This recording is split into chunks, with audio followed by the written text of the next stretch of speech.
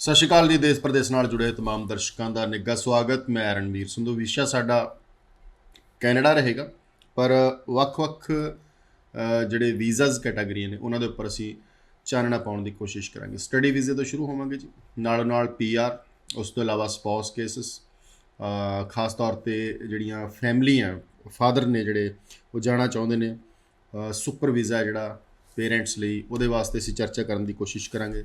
Spouse ਜਿਹੜੇ ਵਿਆਹੇ ਹੋਏ ਨੇ, ਓਪਨ ਵਰਕ ਪਰਮਿਟ, ਉਹਦੇ ਬਾਰੇ ਅਸੀਂ ਗੱਲਬਾਤ ਕਰਾਂਗੇ। ਇਸ ਤੋਂ ਇਲਾਵਾ ਤੁਹਾਨੂੰ ਲੱਗਦਾ ਹੈ ਕਿ ਤੁਸੀਂ ਆਪਣੀ ਕੋਈ ਗੱਲਬਾਤ ਰੱਖਣੀ ਚਾਹੁੰਦੇ ਤਾਂ ਮੈਕਰੋ ਗਲੋਬਲ ਦੇ ਨੰਬਰਾਂ ਦੇ ਉੱਪਰ ਕਾਲ ਕਰਕੇ ਤੁਸੀਂ ਆਪਣਾ ਸਵਾਲ, ਸੁਝਾਅ ਜਾਂ ਕਿਸੇ ਤਰ੍ਹਾਂ ਦੀ ਕੁਐਰੀ ਜਿਹੜੀ ਹੈਗੀ ਉਹ ਸਾਂਝੀ ਕਰ ਸਕਦੇ ਹੋ। ਮੇਰੇ ਨਾਲ ਮੈਕਰੋ ਗਲੋਬਲ ਤੋਂ ਇਸ ਵਕਤ ਸ਼ਿਵਾਨੀ ਚੋਪੜਾ ਜੀ ਨੇ। ਸਤਿ ਸ਼੍ਰੀ ਅਕਾਲ, ਸਵਾਗਤ ਹੈ ਜੀ ਤੁਹਾਡਾ। Thank you sir, thank you for calling us. Ma'am, ਪਹਿਲਾਂ ਤਾਂ ਆਪਾਂ ਗੱਲ ਕਰ ਲਈਏ ਇਸ ਵਕਤ ਕਿ ਮਾਰਚ ਚੜ੍ਹ ਗਿਆ, ਔਰ ਜਦੋਂ ਮਾਰਚ ਚੜ੍ਹਦਾ ਹੈ ਤਾਂ ਇਹ ਕਹਿ ਲਈ ਕਿ ਮਈ, ਸੈਪਟੈਂਬਰ ਸਾਡੇ ਕੋਲੋਂ ਸਾਰੀਆਂ ਚੀਜ਼ਾਂ ਹੱਥਾਂ ਦੇ ਵਿੱਚੋਂ ਨਿਕਲ ਗਈਆਂ। ਅਤੇ ਪਹਿਲਾਂ ਥੋੜ੍ਹੀ ਜਿਹੀ ਗੱਲ ਸੈਪਟੈਂਬਰ ਦੀ ਕਰ ਲਈ, ਉਸ ਤੋਂ ਬਾਅਦ ਆਪਾਂ ਹੋਰ ਸਵਾਲਾਂ ਵੱਲ ਆਵਾਂਗੇ।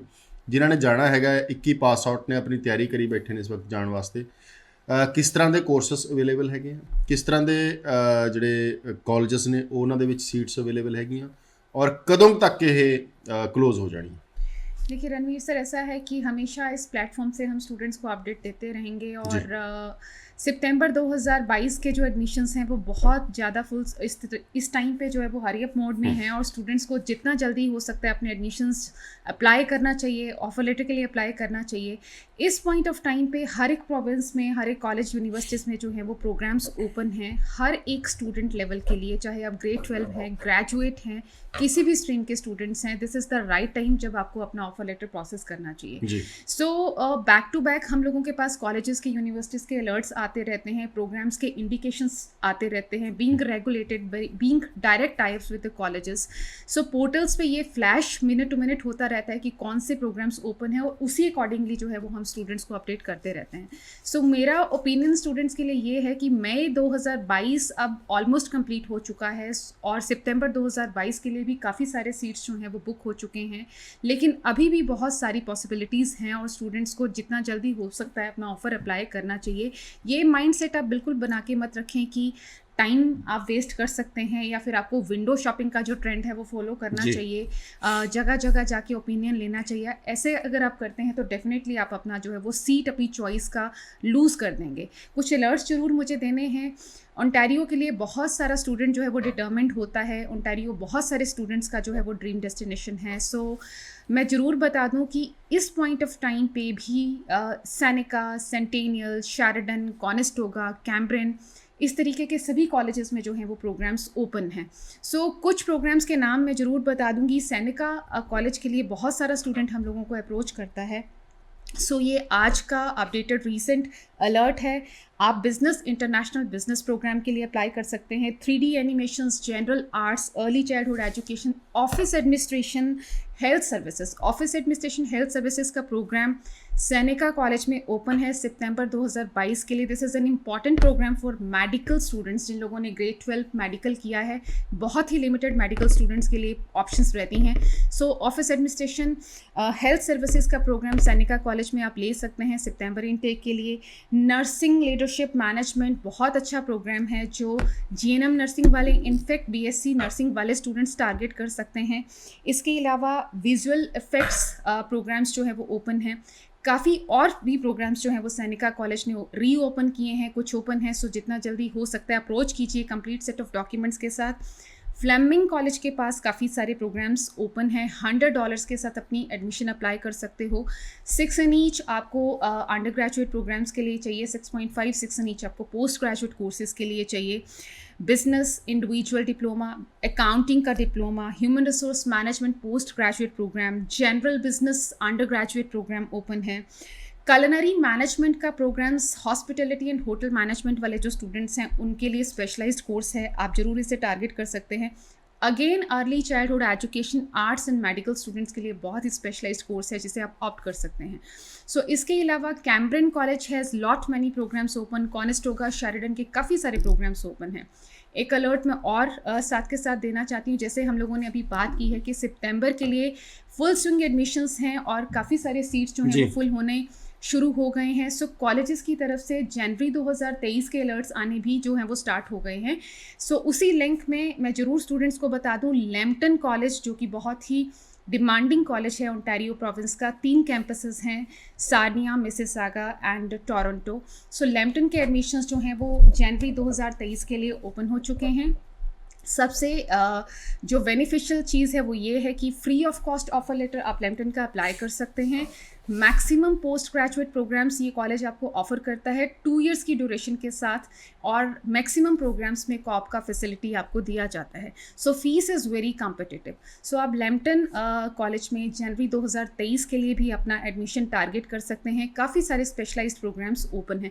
सो लाइक वाइज हम लोग अगर किसी और प्रोविंस की भी बात करें, ब्रिटिश कोलंबिया में या एल्बर्टा में, एल्बर्टा की हम पर्टिकुलरली अगर बात करें तो बहुत फास्ट जो एडमिशन्स का इस टाइम पे प्रोसेस चल रहा है और बहुत लिमिटेड ऑप्शंस रह गए हैं जी। सो नॉर्मली एल्बर्टा के कॉलेजेस में जो प्रोग्राम्स ओपन है वो एग्रीकल्चर बैकग्राउंड वाले स्टूडेंट्स के लिए हैं। जिन लोगों ने बीएससी मेडिकल कर रखा है या फिर बीएससी एग्रीकल्चर वाले जो स्टूडेंट्स हैं वो डेफिनेटली ओल्ड्स कॉलेज में या लेकलैंड कॉलेज में अप्लाई कर सकते हैं। इसके अलावा बो वैली कॉलेज में भी बिजनेस प्रोग्राम्स कुछ हैं जो ओपन हैं। बो वैली कॉलेज के भी जो एडमिशन्स हैं वो जनवरी 2023 के लिए इंडिकेट हो चुके हैं। सो लाइकवाइज अलर्ट्स हम डेली बेसिस पे जो है वो रिसीव कर रहे हैं। सो मैं ये कॉलेजेस के नाम लेके स्टूडेंट्स को सिर्फ ये ओपिनियन देना चाहती हूँ कि आप बिल्कुल भी अपना टाइम वेस्ट मत कीजिए। कंप्लीट सेट ऑफ डॉक्यूमेंट्स के साथ हमें पर्सनली आप मिलिए ताकि आपके चॉइस का कॉलेज कोर्स जो है वो आपको मिल सके और आप टाइमली अपना वीज़ा जो है वो अप्लाई कर सकते। मैम 22 ਦੇ ਵਿੱਚ ਹੁਣ ਪਾਸ ਆਊਟ ਹੋਣਾ ਜਿਹੜੇ ਵਿਦਿਆਰਥੀ ਨੇ, ਜਿਵੇਂ ਜਨਵਰੀ ਦੇ ਵਿੱਚ ਕੋਈ ਪੋਸੀਬਿਲਿਟੀ ਹੈ ਉਹਨਾਂ ਵਾਸਤੇ ਕੋਈ ਆਪਣੀ ਸੀਟ ਬੁੱਕ ਕਿਵੇਂ ਕਰਾ ਸਕਦੇ ਹੋ? देखिए ऐसा है सर कि जो अभी परसुइंग स्टूडेंट्स हैं, ग्रेड 12 स्टूडेंट्स हैं, मैं शुरू से ही ये चीज़ इंडिकेट करती आई हूँ कि अगर आप टाइमली अपने लिए सीट सिक्योर करना चाहते हैं तो आइल्स को साइड बाय साइड आप वर्कआउट कीजिए ताकि जैसे ही ग्रेड 12 के आपके रिजल्ट्स आते हैं आपके हाथ में आइल्स का रिजल्ट भी होना चाहिए। सो इन दैट केस अगर आपके पास दोनों ही रिजल्ट्स हैं तो आप डेफिनेटली जनवरी 2023 के लिए अकामोडेट हो पाएंगे। सितंबर 2022 के लिए इस साल वाले स्टूडेंट्स को अकामोडेट होना थोड़ा मुश्किल हो सकता है, प्रोवाइडेड हमारे पास सीट्स के अवेलेबिलिटीज़ भी हो सकते हैं, लेकिन प्रोसेसिंग टाइम इतना अवेलेबल नहीं रहेगा कि ਜਿਸ ਤਰ੍ਹਾਂ ਹੁਣ 22 ਦੇ ਵਿੱਚ ਪਾਸ ਆਊਟ ਹੋਣਾ, ਜੂਨ ਜੁਲਾਈ 'ਚ ਰਿਜ਼ਲਟ ਆਉਣਗੇ ਬੱਚਿਆਂ ਦੇ, ਔਰ ਨਾਲ ਆਇਲਸ ਹੋ ਸਕਦਾ ਬਾਅਦ 'ਚ ਦੇਣੇ ਆ ਪਹਿਲਾਂ ਦੇਣ, ਤੇ ਜਨਵਰੀ ਦੀ ਜਿਹੜੀ ਸੀਟ ਹੈ ਉਹਨੂੰ ਬੁੱਕ ਕਰਾਉਣ ਦਾ ਕੀ प्रोसीजर रहेगा? ਕਿਹੜੀਆਂ ਚੀਜ਼ਾਂ ਦੇ आधार पे होगी? देखिए कुछ एक कॉलेजेस ऐसे हैं जिन लोगों ने कंडीशनल ऑफर लेटर्स अनाउंस किए थे, जैसे इस साल इस सीज़न कॉनेस्टोगा कॉलेज ने भी अपना कंडीशनल ऑफर लेटर्स जो हैं वो अनाउंस किए थे। लेकिन मैं ज़रूर स्टूडेंट्स को बता दूं very few colleges are there जो कंडीशनल आपको ऑफ़र करते हैं। सो कॉनेस्टोगा ने भी ये चीज़ आपके सामने रखी है कि आप अपना जो है वो परसुइंग रिजल्ट्स के साथ या अपने एडमिट कार्ड्स के साथ या आप अपना जो आपने आइल्स का जो आपने एग्ज़ाम बुक किया है उस ग्राउंड पे आप अपना सीट जो है वो बुक करवा सकते हैं। सो इस तरीके के ऑफ़र्स जो हैं वो टाइमली आते रहते हैं। फॉर नाउ ये जो ऑफ़र है वो कॉनेस्टोगा कॉलेज की तरफ से है। एज सच इस तरीके के जो ऑफ़र्स हैं वो और यूनिवर्सिटीज़ या कॉलेजेस की तरफ से कॉमन नहीं है।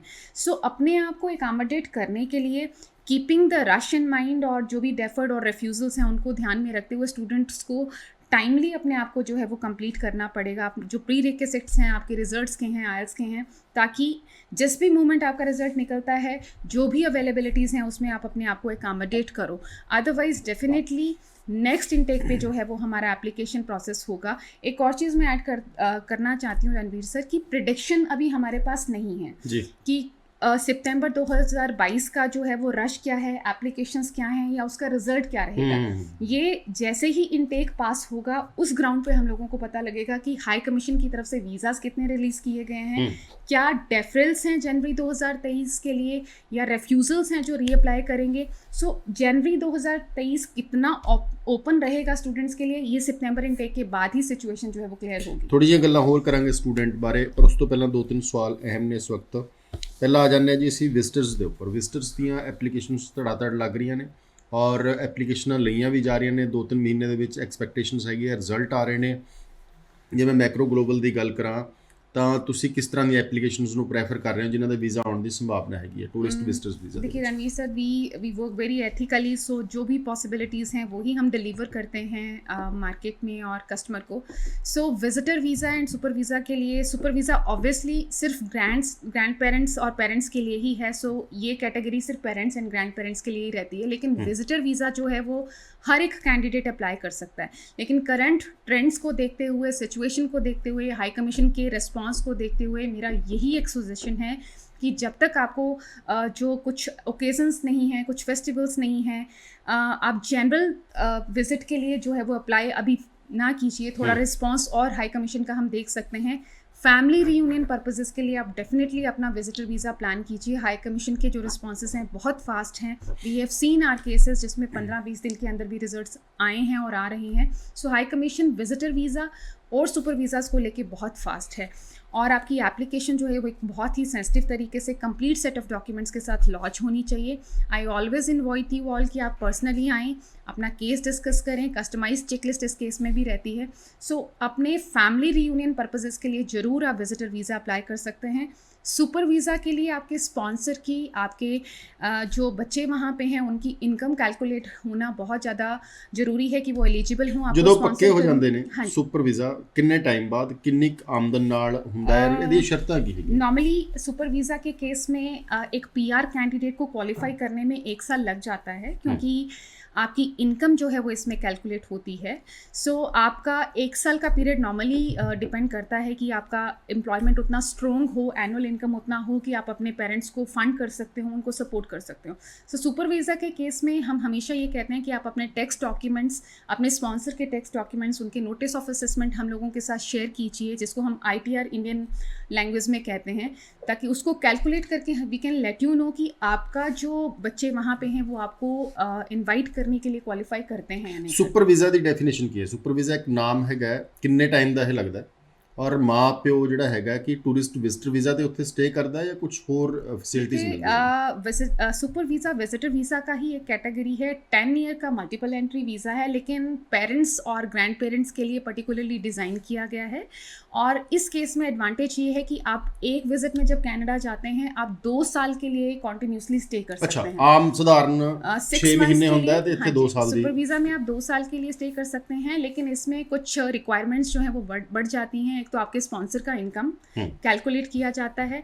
आपके पेरेंट्स और ग्रैंड पेरेंट्स को यहाँ से ID प्रूफ के अलावा कुछ और डॉक्यूमेंट्स ऐड करने की ज़रूरत नहीं है वीज़ा एप्लीकेशन में. एक अपफ्रंट मेडिकल जो है वो ज़रूर इसमें ऐड किया जाता है, as we do in student visa.